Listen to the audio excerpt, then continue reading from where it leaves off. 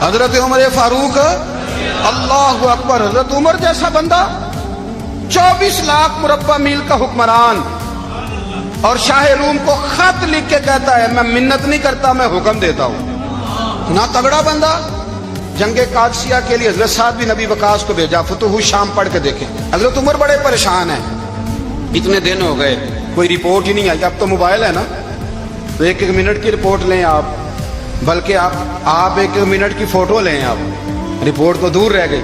حضرت عمر فاروق رضی اللہ تعالیٰ عنہ بڑے پریشان ہیں کہ قادسیہ میں حضرت سعد بن ابی وقاص کے ساتھ لوگ جہاد کرنے گئے، رپورٹ کوئی نہیں آ رہی۔ اتنے پریشان تھے کہ باہر نکل کے نا اس رستے پہ بیٹھ جاتے جو رستہ قادسیہ کی طرف سے آتا تھا، جو بھی آتا جاتا پوچھتے جنگ کے کیا حالات ہیں۔ ادھر جب اللہ نے فتح دے دی نا، تو حضرت سعد بن ابی وقاص رضی اللہ تعالیٰ عنہ نے ایک قاصد کو خط دے کے بھیجا، کہنے لگے عمر کے پاس جاؤ، انہیں اطلاع دو کہ الحمدللہ اللہ نے اسلام کو فتح عطا کر دی۔ یہ حضرت عمر کو جا کے دینا، وہ بڑے پریشان ہوں گے۔ وہ جو اس زمانے میں اس طرح ہوتا تھا کہ کئی دور دور سے صحابہ جو دوسرے شہروں کے ملکوں کے رہنے والے ہوتے تھے، وہ بھی آ کے شامل ہو جاتے تھے جہاد میں۔ کوئی ایک دفعہ مدینے آیا، کوئی 2 دفعہ آیا، پھر اپنے اپنے علاقوں میں۔ بہت سارے لوگوں نے زیادہ دفعہ حضرت عمر کو دیکھا بھی نہیں تھا۔ وہ جو قاصد خط لے کے آیا تھا نا، اس نے ایک آدھ دفعہ دیکھا تھا، حضرت عمر بوڑھے ہو گئے، وہ پہچانتا نہیں تھا۔ ادھر سے وہ خط لے کے آ گیا، حضرت عمر مدینے سے باہر نکل کے اس روڈ پہ بیٹھے تھے جو قادسیہ سے آتا تھا۔ جب وہ اس آدمی کو آتے دیکھا تو حضرت عمر اٹھ کے کھڑے ہو گئے، فرمانے لگے قادسیہ سے آ رہے ہو؟ وہ کیا کہتا ہے؟ پھٹے پرانے کپڑے، ٹوٹے ہوئے جوتے، سر پہ پرانی پگڑی، کہنے لگے غلام مدینے کے رہنے والے ہو؟ حضرت عمر کہنے لگے ہاں مدینے کا ہوں۔ کہا میں قادسیہ سے آیا ہوں، الحمدللہ اللہ نے اسلام کو فتح دے دی ہے، الحمدللہ کفر کی کمر ٹوٹ گئی ہے۔ اس نے یہ بات کر کے تو گھوڑے کو ایڑی لگائی، گھوڑا دوڑنے لگا مدینے کے، حضرت عمر بھی ساتھ ساتھ دوڑ رہے، فرمانے لگے اچھا بتاؤ خالد بن ولید کا کیا حال ہے؟ تھوڑا آگے جا کے فرمانے لگے اسامہ بن زید کیسے ہے؟ وہ کہتے ٹھیک ہے۔ پھر اس نے اور گھوڑا، عمر ساتھ ساتھ دوڑ رہے ہیں، ساتھ ساتھ 24 لاکھ مربع میل کا حکمران، ایک جوتا پیر سے نکل گیا، عمر دوڑ رہے ہیں۔ آگے جا کے پوچھتے ہیں سعد بن ابی وقاص کا کیا حال ہے؟ تو حضور وہ بھی ٹھیک ہے۔ کتنے لوگ میرے شہید ہو گئے مسلمانوں میں سے؟ کہنے لگا صحیح گنتی کا نہیں پتا، یہ لفظ ادا ہوتے ہوتے مدینے کی سرحد آ گئی۔ لوگوں نے عمر کو گھوڑے کے ساتھ دوڑتے دیکھا تو کہا امیر المومنین کیوں دوڑ رہے ہیں؟ وہ غلام چھلانگ لگا کے نیچے آیا، قدموں میں بیٹھ گیا، کہنے لگا حضور آپ نے بتایا ہی نہیں آپ امیر المومنین ہیں۔ آپ فرمانے لگے کیا بتاتا؟ میں تو اونٹ چرانے والے کا پتر ہوں، کیا بتاتا؟ وہ عمر ہوں جس نے اپنے گناہوں کا حساب دینا ہے، کیا بتاتا؟ جو سعد بن ابی وقاص کو جہاد پہ بھیج کے خود بزدلوں کی طرح گھر میں بیٹھا ہے، کیا بتاتا؟ کوئی حیثیت نہیں، کوئی طاقت۔ تو نے اچھا کیا، تو مجاہد تھا، مجھے ساتھ ساتھ دوڑایا، تو نے اچھا کیا۔ جتنے لوگ تھے چیخے مار کے رونے لگے۔ حضرت فاروق اعظم سے کہنے لگے عمر جب تک تیرے جلوے رہیں گے اللہ کامیابیاں ہی عطا فرمائے گا، جب تک تیرا رنگ رہے گا اللہ تعالیٰ نوازتا ہی رہے گا۔ کچھ نہیں، کبھی اپنا آپ ظاہر ہی نہیں کیا۔ بہت بڑے تھے، بہت بڑے تھے حضرت عمر، بڑے تھے۔ حضرت ابو رافع غلام تھے، قرآن پاک بڑا سونا پڑھتے تھے۔ حضرت عمر جب بھی انہیں ملتے کہتے ابو رافع تو عمر سے اچھا ہے، قرآن بڑا شاندار پڑھتا ہے۔ تو وہ کہتے حضور اگر میں قرآن صحیح پڑھتا ہوں تو آپ کو قرآن کی تشریح زیادہ صحیح آتی ہے، آپ بھی تو مجھ سے افضل ہیں۔ تو آپ فرماتے نہیں پھر بھی تو مجھ سے افضل ہے۔ کیوں؟ اس لیے کہ تو اپنے آقا کی نوکری بھی ٹھیک کرتا ہے اور رب کی عبادت بھی ٹھیک کرتا ہے، اور مجھے خالص صرف عبادت کرنی ہوتی ہے، وہ بھی ٹھیک نہیں کر پاتا۔ ساری زندگی اپنا محاسبہ، ساری زندگی اپنے گریبان میں دیکھا، ساری زندگی اپنے آپ کو پرکھا، اپنے آپ کو ٹٹولا۔ 62 سال عمر بیت گئی۔ حضرت حذیفہ بن یمان ایک صحابی تھے، میرے نبی کریم علیہ السلام ان سے راز کی باتیں کرتے تھے۔ ہر بندے کا ہاضمہ ٹھیک نہیں ہوتا، سب سے راز کی بات نہیں کرنی چاہیے۔ حضرت حذیفہ بن یمان کہتے ہیں حضور راز کی باتیں بتاتے ہیں۔ مدینہ منورہ میں جو منافقین تھے ان کی لسٹ بھی نبی پاک نے حضرت حذیفہ بن یمان کو دی تھی۔ جب کوئی مشکوک آدمی مر جاتا نا تو صحابہ کہتے ہیں ہم دیکھتے اگر حضرت حذیفہ نے جنازہ پڑھا ہے تو ہم بھی جنازہ پڑھ لیتے۔ نبی پاک نے بھی کچھ جنازے نہیں پڑھے، ترمذی میں ہے، فرمایا عثمان سے جو بغض رکھے اس کا جنازہ نہیں پڑھیں گے۔ حضرت حذیفہ بن یمان اگر جنازہ پڑھتے تو لوگ پڑھتے، وہ نہ پڑھتے تو لوگ جنازہ نہ پڑھتے۔ حضرت حذیفہ بن یمان کہتے ہیں جناب عمر فاروق کی خلافت کے آخری ایام تھے، کچھ دنوں کے بعد وہ شہید ہو گئے۔ فرماتے آدھی رات کا وقت تھا، میں گھر میں سویا تھا بڑا بے فکر، اچانک میرے دروازے پہ دستک ہوئی، میں گھبرا کے اٹھا، اتنی رات کو کون آیا؟ کہتے ہیں قربان جاؤں، دروازے پہ گیا تو امیر المومنین فاروق اعظم دروازے پہ۔ میں نے کہا عمر کوئی حکم تھا تو مجھے بلا لیتے۔ کہنے لگے میں نا امیر بن کے نہیں آیا، تیرا ویر بن کے آیا ہوں۔ امیر المومنین کی حیثیت سے سرکاری کام سے بلاتا تو وہاں بلاتا، مجھے ایک ذاتی کام پڑ گیا۔ کہتے ہیں میں نے عمر کو گھر کی اندر بلا کے چارپائی پہ بٹھایا، میں نے کہا حضور میں غریب آدمی، میں کیا آپ کے کام آ سکتا ہوں؟ تو کہتے ہیں انہوں نے نا مجھے ساتھ بٹھا لیا، پھر میرا ہاتھ پکڑ لیا، کہنے لگے تو عمر کو جانتا ہے؟ عمر جھوٹ نہیں بولتا، تو جانتا ہے عمر وعدوں کا پکا ہے؟ کہا حضور جانتا ہوں۔ کہا میں اس وقت آیا ہوں جب دیکھ بھی کوئی نہیں رہا۔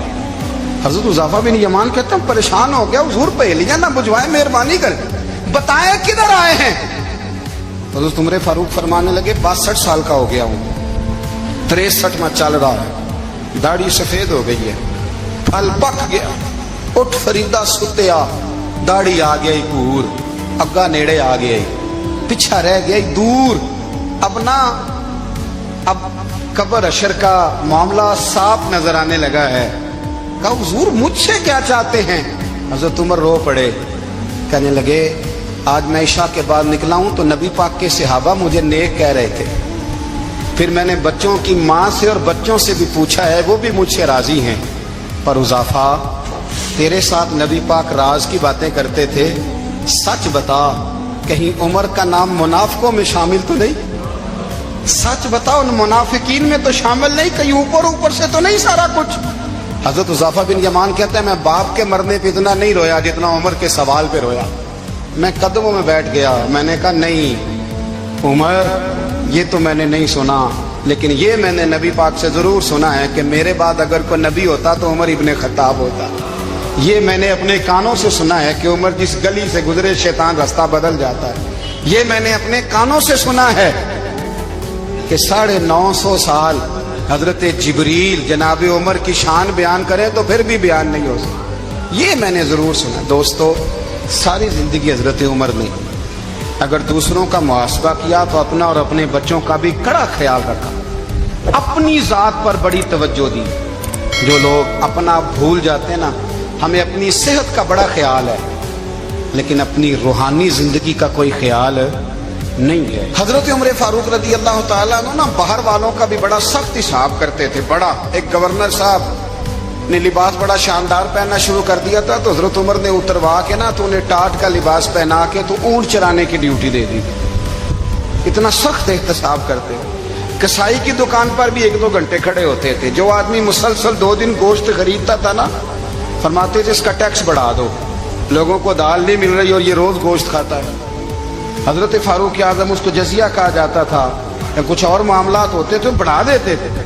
مسلسل جو 2 دن آدمی گوشت کھاتا تھا فرماتے تھے مدینے میں غربت ہے، اگر یہ والا نظام تم کرو گے تو غریب لوگ کس کی طرف دیکھیں گے۔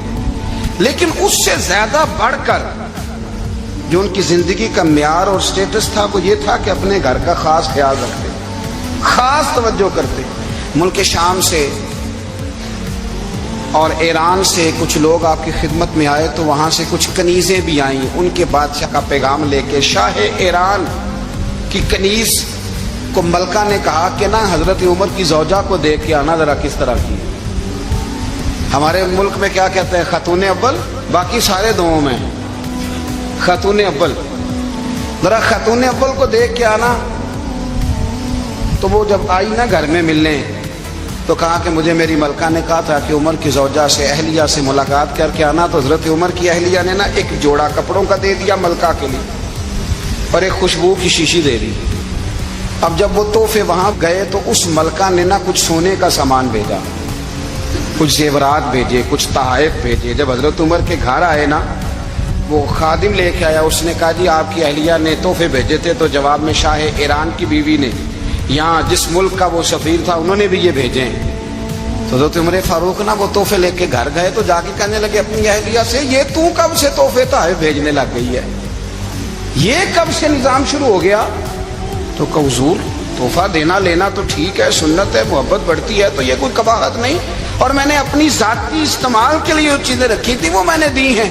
تو حضرت عمر فاروق رضی اللہ تعالیٰ عنہ فرمانے لگے ہم نے کسی ملک کے ساتھ اور اس کے بادشاہ کے ساتھ ذاتی تعلق نہیں بنانا، تعلق جو بھی بنے گا رسول اللہ کے دین کی برکت سے بنے گا، ذاتی رشتے نہیں ہم نے قائم کرنے۔ ذاتی آپ کے ملک کی جو ایئر لائن جس کا ہر سال خسارے کا ڈنڈورا پیٹا جاتا ہے نا، وہ ہمارے بادشاہ صاحب و صدر صاحب اگر غیر ملکیوں کو گھوڑا کبھی بھیجنا ہو نا، گھوڑا، تو پورا ایک جہاز گھوڑا لے کے تحفے میں جاتا ہے، پورا جہاز غریب قوم کا یہ سرمایہ، اور قوم بڑی بادشاہ ہے، لائنوں میں لگ کے ووٹ دیتی ہے۔ دو کام ہمیشہ لائن میں لگ کے کرنے، ایک بل لائن میں لگ کے جمع کرانا ہے اور ایک ووٹ لائن میں لگ کے، تاکہ پھر پورے 5 سال لائن میں ہی لگے رہیں۔ مرضی سے آپ ووٹ دینا، پر جو بات درست ہے اس کو سنو۔ حضرت عمر فاروق رضی اللہ تعالیٰ عنہ نے اپنی اہلیہ سے پوچھا کتنے کا تھا وہ تیرا جوڑا اور خوشبو کی شیشی؟ انہوں نے کہا 3 دینار کی۔ فرمایا یہ 3 دینار تیرے اور باقی جو تحفے آئے ہیں وہ تو خود کہہ، چونکہ اس نے تیرے نام بھیجے ہیں، تو کہہ کہ میں مال غنیمت میں دیتی ہوں، تو کہہ میں مسلمانوں کو کہہ۔ تو زوجہ ہنس پڑی، کہنے لگی میں نہ بھی کہوں تو مجھے کہنا تو پڑے گا ہی، کہنا تو میں نے ہے ہی، کیونکہ سامنے عمر فاروق ہیں، لہذا فرمایا کہہ دیتی ہوں میں نے دیا خزانے کو۔ حضرت عمر نے جمع کرا لیا۔ میں یہ کیا بات ہے، میرے گھر والے جو مرضی کریں، ان کا معیار زندگی جس طرح کا مرضی ہو۔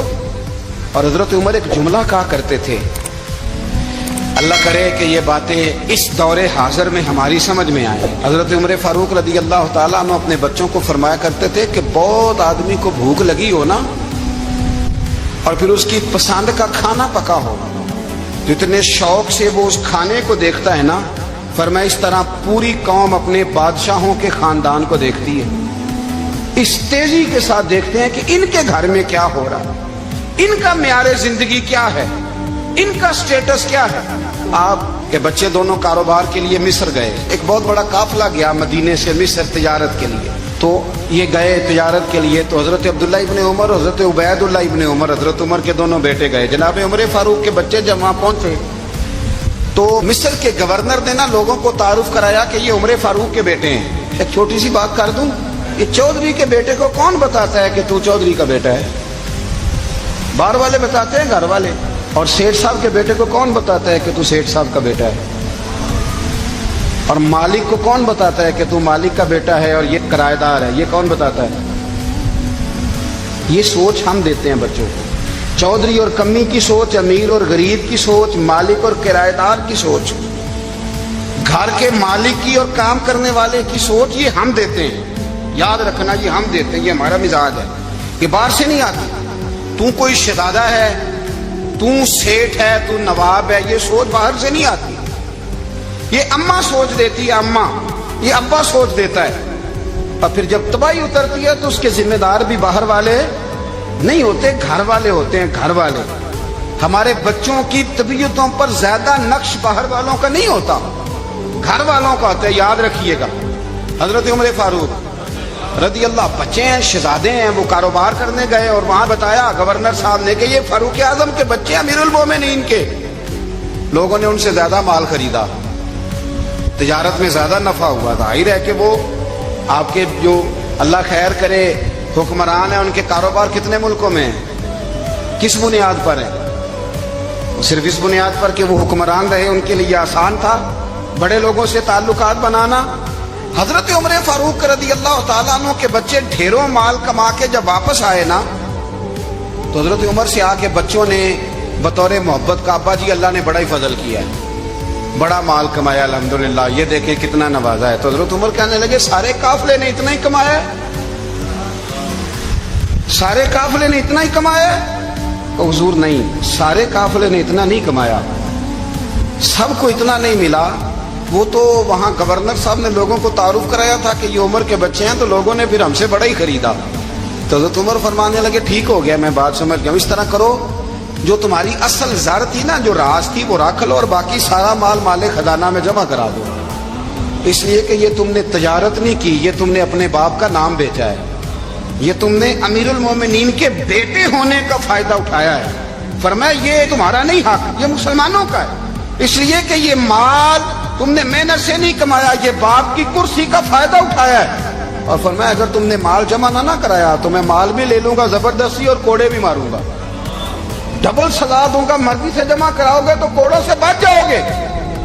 बड़े बेटे ने तो जमा करा दिया, तो छोटा थोड़ा परेशान हुआ, तो हज़रत अब्दुल्लाह इब्ने उमर छोटे भाई का माथा चूम के कहने लगे बेटे चुप करके जमा करा, यहाँ भी फख्र करके हम उमर के बेटे हैं और कयामत में भी फख्र करेंगे कि हम फारूक आजम के बेटे हैं। यहाँ भी नाज करेंगे और वहां भी नाज करेंगे कि उमर के बच्चे हैं। हमारे बाप ने खुद भी हलाल ही खाया है और जब हमारी कमाने की बारी आई है तो हमें हुक्म भी हलाल खाने का दिया। भाई हमारा मिजाज दे।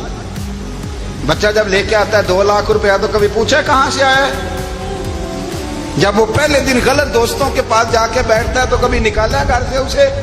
ये बहुत सारे खमियाजे हमें इसलिए भुगतने पड़ते हैं कि हम इब्तदा में सुराख बंद नहीं करते। जब उसमें शिकाफ पड़ जाता है, सैलाब आता है तो हमें होश आती है। हजरत उमर ने अपने घर में निगरानी रखी, कड़ी निगरानी। ज्यादा नमाज घर में पढ़ते थे हजरत उमर, नफली नमाजें ज्यादा क्यों भला? मेरे साहब मुझे हुक्म देते थे कि फर्द नमाज के अलावा नमाजें घर में पढ़ना, बच्चों को आदत पड़ेगी, ज़ौक़ पैदा होगा, उनको पता चलेगा कि हमारे घर में 5 वक्त कोई और काम भी होता है। भाई याद रखें कि आपने अगर सजदा करना है तो बच्चा लेट जाएगा, उसे पता कोई नहीं सजदा क्या है। लेकिन जब घर में कभी कुरान अब्बा जी खोल लेना, मैं अक्सर कहता हूँ जब अब्बा जी का मूड बन जाए ना लेक्चर देने का, वो घर में शुरू हो जाते हैं, कहते हैं आप लोग नमाज नहीं पढ़ते इसलिए मेरे कारोबार में बरकत कोई नहीं, तुम सवेरे कुरान पाक नहीं खोलते तो मैं तबाह हो गया। तो मियाँ आपने कब घर में कुरान पाक खोला था? आपने कब नमाज पढ़ी?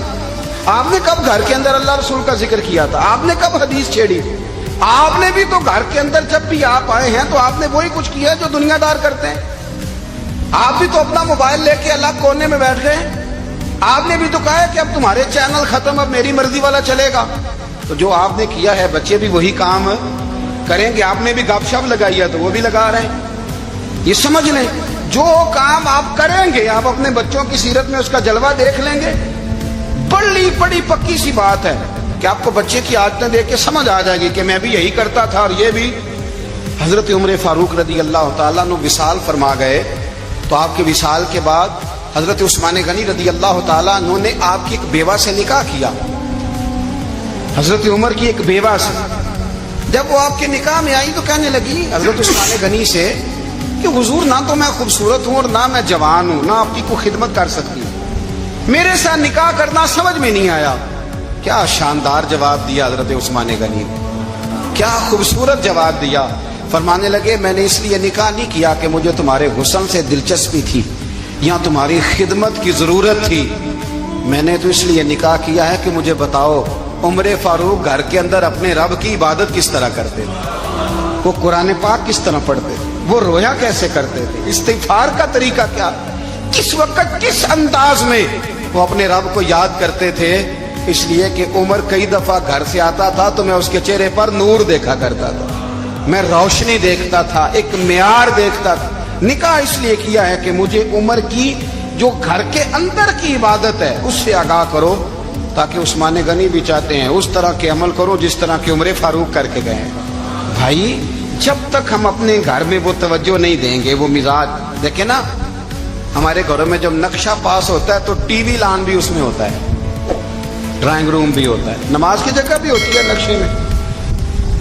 सहाबा जब घर बनाते थे तो एक मस्जिद बैत का नक्शा पास करते थे, जहन में रखते थे कि ये कोना नमाज के लिए, वहां जूते लेके कोई नहीं जाएगा, वहां नमाज पढ़ी जाती थी, औरतें वहां इतिकाफ करती थी।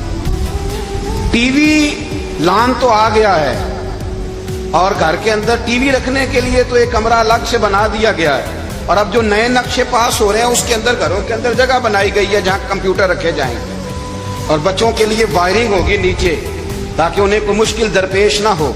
ये सारी चीज हमने नहाने के लिए घरों के अंदर इतने इतने बड़े वॉशरूम बनाए हैं कि लगता यह है कि सिवाय नहाने के और काम ही नहीं कोई घर में होगा।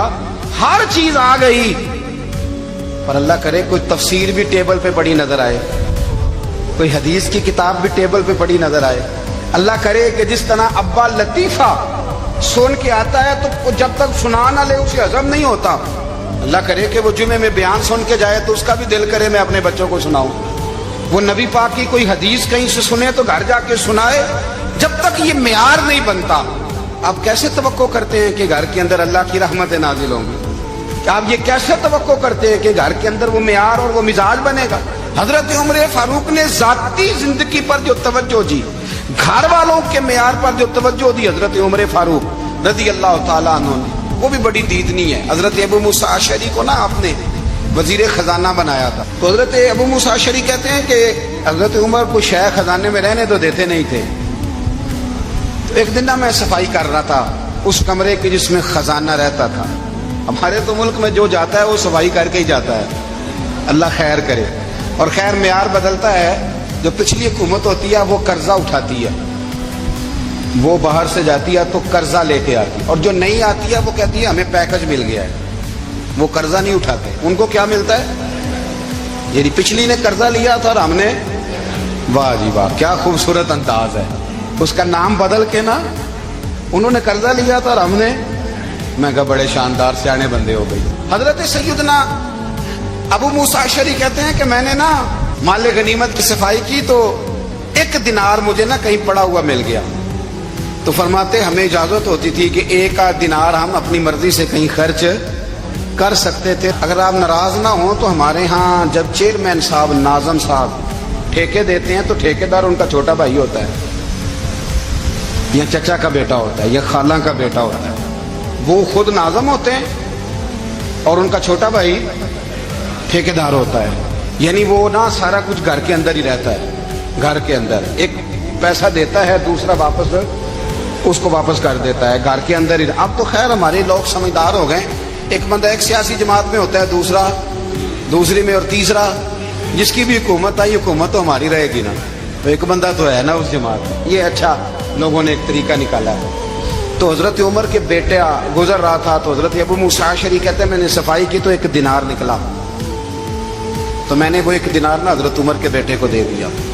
میں نے کہا لو بیٹا اپنے چچا کی طرف سے تحفہ. تو گھر جا کے انہوں نے حضرت عمر کو بتایا کہ چچا نے پیسے دیے ہیں. چھوٹے بچے تھے. حضرت عمر نے حضرت ابو موسیٰ اشعری کو بلا لیا اور بلا کے فرمانے لگے میں تو تمہیں اپنا دوست جانتا تھا اور تو نے میری اولاد کو ہی دنیا دار بنانا شروع کر دیا. میرے بچوں کو ہی تم نے دنیا دار پیسوں پہ لگانا شروع کر دیا. میں تو تمہیں یار سمجھتا تھا. فرمایا تمہیں چاہیے تھا میرے بیٹے کو نصیحت کرتے کہ بیٹا پیسوں سے رب راضی نہیں ہوتا، اس کی رضا والے کام کیے جائیں تو رب راضی ہوتا ہے. اور فرمایا تمہیں کوئی اور گھر نہیں ملا تھا تباہ کرنے کے لیے، میرا ہی گھر ملا تھا. اٹھاؤ اپنا دینار اور خبردار آج کے بعد میرے بچوں کے ساتھ یہ والی نیکی نہ کرنا. اور ہمارا کیا سٹیٹس ہے؟ دوستی ہے ہی اس سے جو تحفے زیادہ دے، جو بچوں کو خراب کرنے میں مدد زیادہ کرے اس کے ساتھ گرا. حضرت عمر نے گھر پہ اور سب سے بڑھ کر اپنی ذات پہ توجہ کی. حضرت ابو مالک رضی اللہ تعالیٰ عنہ کہتے ہیں میں عمر کے پیچھے پیچھے ایک باغ میں گیا، اکثر اس باغ میں جایا کرتے تھے. اور عمر جا کے نا تو درخت کے نیچے بیٹھ گئے اور فرمانے لگے او امیر المومنین اللہ سے ڈر جا، ورنہ جس رب نے حکومت دی ہے وہ عذاب بھی بڑا دے گا. ڈر جا رب سے. کبھی ساری زندگی حضرت عمر نے اپنا کوئی تعارف نہیں کرایا، کبھی نہیں. ایک بندے نے آپ کے سامنے تعریف کر دی آپ کی تو فرمانے لگے تو خود بھی ہلاک ہوا اور مجھے بھی ہلاک کر دیا. کیا ضرورت پڑی ہے میری تعریفیں کرنے کی؟ اتنی دیر میری تعریف میں لگائی. اللہ کا ذکر کرتا رب تجھے ثواب دیتا. حضور پہ رحمت اللہ علیہ ایک نوجوان کو روز کہتے تھے جا کوئی کام تلاش کر، روز بھیجتے. ایک دن وہ آگے آپ کی خدمت میں آ کے کہنے لگا حضور میں نے فیصلہ کر لیا میں نے کوئی کام نہیں کرنا. فرمانے لگے کیوں؟ کہنے لگے آج میں نے عجیب سین دیکھا ہے. پر میں کیا دیکھ آئے ہو؟ کہنے لگا کہ میں جنگل میں گیا ہوں تو میں نے دیکھا ہے ایک شیر نے شکار کیا ہے، آدھا اس نے کھا لیا ہے اور آدھا منہ میں پکڑ کے سفر شروع کر دیا ہے. ایک پہاڑی پہ چڑھ گیا شیر. میں بھی ایک درخت پہ چڑھا دیکھ رہا تھا. حضرت جی جب وہ شیر پہاڑی پہ چڑھا ہے تو وہاں ایک لومڑی بیٹھی تھی جس کی ایک ٹانگ بھی کٹی ہوئی تھی اور دونوں آنکھوں سے نابینا بھی تھی. اس شیر نے وہ بچا ہوا شکار اس کے منہ میں ڈالا ہے. تو جو رب لومڑی کے لیے خوراک کا بندوبست کر سکتا ہے میرے لیے بھی کرے گا. لہذا میں نے اب کام نہیں کرنا. حضرت حسن بصری مسکرائے، فرمانے لگے کیا بات ہے تیری، تو نے کردار دو دیکھے، ایک شیر دیکھا ایک لومڑی دیکھی. फरमाने लगे बेवकूफ, तूने लोमड़ी बनने का प्रोग्राम बनाया, शेर बनने का क्यों नहीं बनाया? तो लोमड़ी बनने का प्रोग्राम बनाया कि कोई कमा के लाएगा तो मैं खाऊंगा। शेर बन, शिकार कर, खा भी और खिला भी, गरीबों के पास भी लेके जा, खा भी और क्या बन, शेर बन, शेर, खा भी और खिला भी, मेहनत कर, जद्दोजहद कर। अल्लामा इकबाल लंदन में थे तो बेटे ने खत लिखा कि अब्बा जी जरूरत पड़ गई है, मजबूरी आ गई है, कुछ पैसे किसी से उधार ले लूं, जब आप वापस आएंगे तो लौटा दूंगा। तो इकबाल ने अपने बेटे को खत लिखा और उस खत के अंदर एक नज़म लिखी और क्या अंदाज इख्तियार किया, जावेद के नाम उस नज़म का नाम रखा। इकबाल कहने लगे दियारे इश्क में अपना मकाम पैदा कर, अब्बे के सहारे जीना अब छोड़ दे, अब वालिद को बैसाखी बना के आगे बढ़ना छोड़ दे, दियारे इश्क में अपना मकाम पैदा कर, नया जमाना नए सुबह शाम पैदा कर, खुदा अगर दिले फितरते शनास करे अता तुझको, सुकूते लालाओ गुल से कलाम पैदा कर। और मेरा तरीक अमीरी नहीं फकीरी है, मेरा तरीक अमीरी नहीं फकीरी है, खुद ही न बेच गरीबी में नाम पैदा कर, खुद ही न बेच गरीबी में नाम पैदा कर। पता तो तब है ना कि जब तू गरीब हो फिर कुछ करके दिखाए, जब तू कमजोर घराने से उठे फिर तू कुछ करके दिखाए। अब्बे का सजादा नशीन बनना आसान, अब्बे की फैक्ट्री वाली कुर्सी पे बैठ जाना आसान, लेकिन तू तो बता ना, तेरे अंदर भी कोई खूबी है भाई के नहीं? बता, आज तू कमजोर लोग होते। मेरा तरीक अमीरी नहीं फकीरी है, खुद ही न बेच गरीबी में नाम पैदा कर। दुनिया में कोई पेशा बुरा नहीं। हजरत दाऊद लोहे का काम करते, लोहे का काम हजरत दाऊद को कहे बुरा लोहार को, ये हजरत दाऊद करते थे, खुद नबी पाक अलैहिस्सलाम ने बयान फरमाया। हजरत नूह अलैहिस्सलाम लकड़ी का काम करते थे, हजरत सैयदना आदम अलैहिस्सलाम खेती बाड़ी भी करते थे और कपड़ा भी बुना करते थे। अम्मा हव्वा घर के अंदर कपड़ा बुनती थी। ये पेशे बुरे हैं? कुछ चीजों से दिल सख्त होता है। जो लोग दुनियादारी की और फजूल बातें ज्यादा करते हैं उनका दिल सख्त हो जाता है, जो हंसते ज्यादा हैं उनका बड़ा सख्त हो जाता है। और सूफिया कहते हैं जो किसी पे हंसते हैं ना उनका तो मुर्दा ही हो जाता है, तो मामला ही खत्म हो गया। और जो लोग रिस्क हराम की तरफ बढ़ते हैं उनका दिल भी मुर्दा हो जाता है। और इकबाल कहते हैं जो मशीनी जिंदगी गुजारने लगते हैं ना, रूहानी जिंदगी से निकल जाते हैं। हम आजकल मशीनी जिंदगी पे आ गए, हमारे पास इंटरनेट है, मोबाइल है, आवाज के फासले इतने कम हुए हैं कि दिलों के फासले बढ़ गए। इकबाल कहने लगे दिल के लिए मौत है, दिल के लिए मौत है, दिल के लिए मौत है, ये मशीनों की हुकूमत। एहसास मुरव्वत को कुचल देते हैं ये आलात, आलात पे जिंदा हैं हम। दिल के लिए मौत। और किसी के घर जाना, दरवाजे पे दस्तक देना, और कभी खत लिखना तो सोच सोच के, कभी काटना तो फिर लिखना। लफ्ज ये उसके शायान शान ने ये जुमला मैंने बदल दिया, लेकिन अब बेबाकाना गुफ्तगू है, तू मुझे वाइस कर दे, मैं तुझे वाइस कर दूंगा, हाल ही कोई नहीं। तो क्या कोई सोचेगा, क्या कोई लिखेगा, क्या कोई उसमें खूबसूरती के रंग भरेगा? सख्त हो जाते हैं दिल जब आप मशीनों की जिंदगी में जिंदा रहते हैं। दिल नरम कैसे होते हैं? मेरे नबी पाक ने फरमाया यतीम के सर पे हाथ फेर, रब तेरा दिल नरम करेगा। अगर जंग लग जाए दिल को तो तू अल्लाह का जिक्र कर, कुरान पाक की तिलावत कर, अल्लाह तेरे दिल को नरम कर देगा।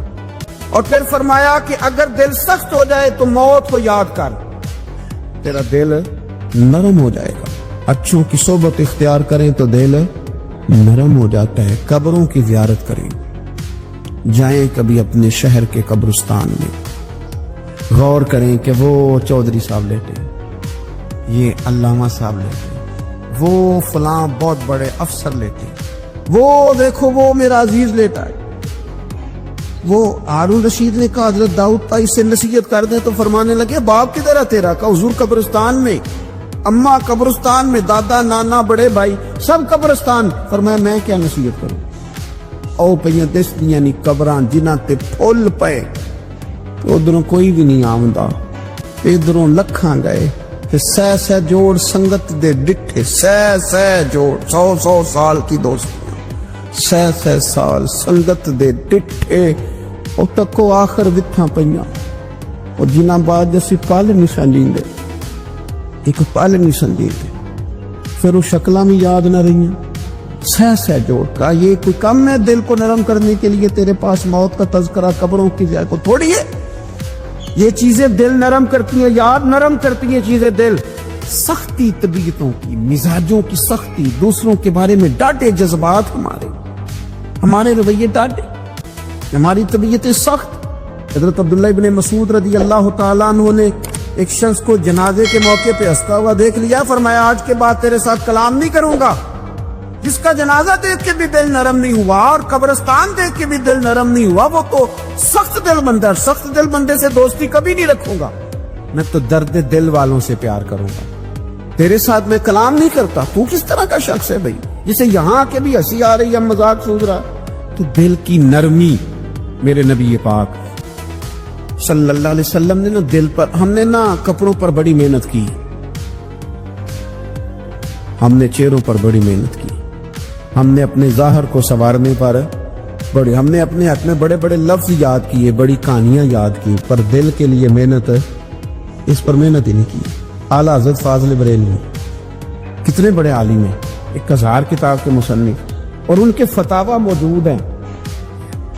اب اس بندے کا تلفظ ٹھیک نہ ہو، یعنی جو ضروری قواعد ہیں وہ قرآن پاک کے جس کو نہ آتے ہوں اس کے پیچھے نماز نہیں، جو ہا اور ہا میں فرق نہیں کر سکتا، حمزہ اور عین میں فرق نہیں کر سکتا، وہ الفاظ کا معنی بگاڑ دے گا۔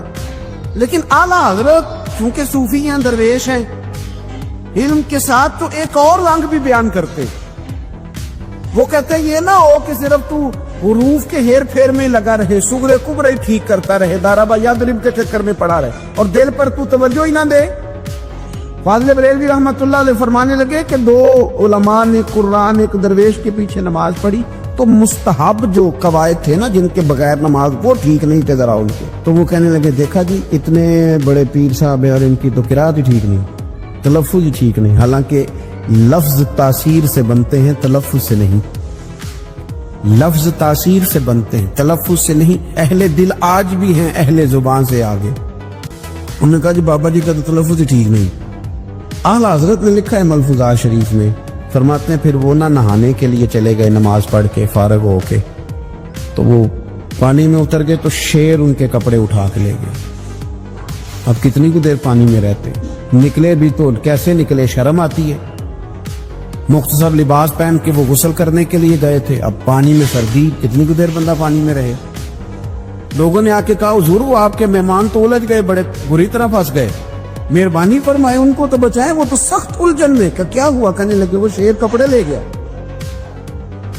اور وہ پانی میں اب کچھ تو ہونا چاہیے۔ تو وہ بزرگ گئے، جا کے نہ دور کھڑے ہو کے شیر کو آواز دی، شیر کو۔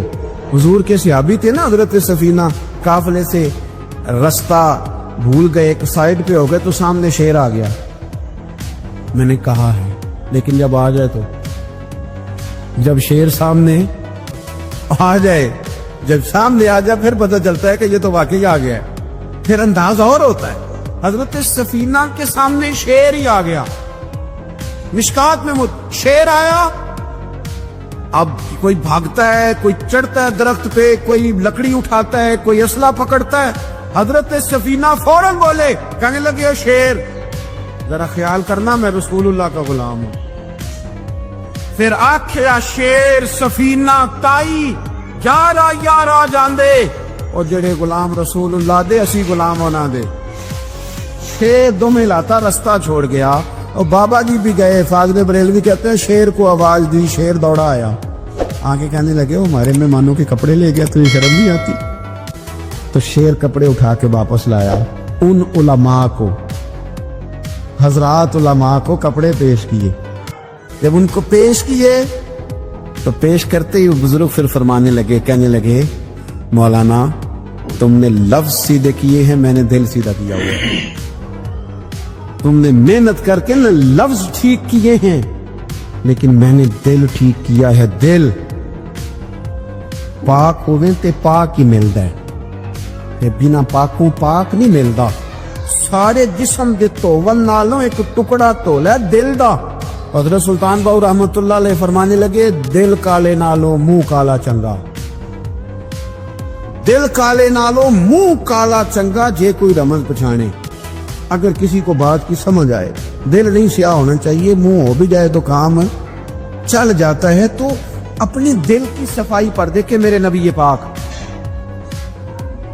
अलैहि वसल्लम ने इरशाद फरमाया कि रब ना तुम्हारे माल देखता है ना चेहरे देखता है, रब तो तुम्हारा दिल देखता है। और इमाम गजाली हदीस लाए हैं, हजरत उमर फारूक रदी अल्लाह तआला अन्हु फरमाते हैं, किसी ने हुजूर सल्लल्लाहु अलैहि वसल्लम से पूछा कि रब आसमानों में कि जमीनों में? जलवे तेरी जात के कू बकू हैं, जिधर देखता हूँ उधर तू ही तू है। अल्लाह जमीनों में कि आसमानों में? तो हुजूर फरमाने लगे, रब तो बंदा मोमिन के दिल में रहता है, अल्लाह तो मोमिन के दिल में है। मोमिन के दिल कितना बड़ा है, वो दिल जिसमें रब है, रब की याद है, रब की मोहब्बत है। इसलिए हजरत उमर फरमाया करते थे, मैंने दिल की आंखों से अपने मालिक की जियारत की है। और इकबाल ने शायद इसीलिए मशवरा दिया था कि दिले बीना भी कर खुदा से तलब। आंख का नूर दिल का नूर नहीं, अल्लाह से आंखों वाला दिल मांग, अंधा ना हो जाए कई तरह दिल। दिले बीना भी कर खुदा से तलब, आंख का नूर दिल का नूर नहीं। अजीज भाई, अल्लाह के जलवे। लेकिन एक बात ज़हन में रखना, किसी गिलास में थोड़ी सी गलाजत हो ना, दूध तो दूर रहा, शहद तो दूर रहा, उसमें कोई पानी भी नहीं पीता। थोड़ी सी गलाजत हो और आपकी आंखों के सामने वो गलाजत धुल भी गई, साफ भी हो गई, शरी तकाजे पूरे हो गए, फिर भी कुछ लोग कहते मेरी तबीयत नहीं मानती, मेरा दिल नहीं मानता। सही कह रहा हूं मैं? ओ भाई, इतनी सी गलाजत गिलास में थी और सादा पानी नलके का, तो उसमें पीना पसंद नहीं करता। और अगर दिल गलाजत से भरा हो तो रब की मोहब्बत वहां आएगी, खुदा अपना कुर्ब वहां रखेगा। किसी से जलना, किसी से हसद करना, किसी के बारे में अदावत रखना, कच्ची बोलियां बोलना। और अब तो इतना अजीब हाल हो गया, जमातें जमातों के बारे में बुरा ख्याल करती हैं। खानकाओं और आस्थानों का ये हाल है कि सबक पढ़ाया जाता है दूसरे के खिलाफ, बस हम ठीक हैं। ये तसव्वुफ है कि निरा तू ठीक है, तरीकत तो ये थी कि मैं ठीक नहीं, बाकी सारा जमाना ठीक है। तू किस चक्कर में पड़ा हुआ है? आला हज़रत फाज़िल बरेलवी रहमतुल्लाह ताला अलैह के एक दरवेश थे, तो फाज़िल बरेलवी रहमतुल्लाह से कहने लगे मैंने मुरीद होना है। फरमाने लगे, पुत्र जल्दी ना हो, जा सारा जमाना देख, अगर कोई मेरी तरह का मिल गया, मुझसे बेहतर मिल गया, तो फिर मेरे साथ वादा कर वहीं रह जाना। हाँ, अगर तेरे ख्याल में न मिला तो फिर आना, जा घूम जमाना देख। ये क्या बात हुई? क्या आप नफी करने लगे सारे जमाने की और कहें सिर्फ मैं ही ठीक हूं, फकत मैं ही ठीक हूं? ये तरीकत है? और तसव्वुफ वाले तो लोग ये कहा करते थे, मैं ते बंदा ठग दे लोको, मैं ते बंदा चोर, और जिसदा खलकत कलमा पढ़ दी ओ मुहम्मद होर।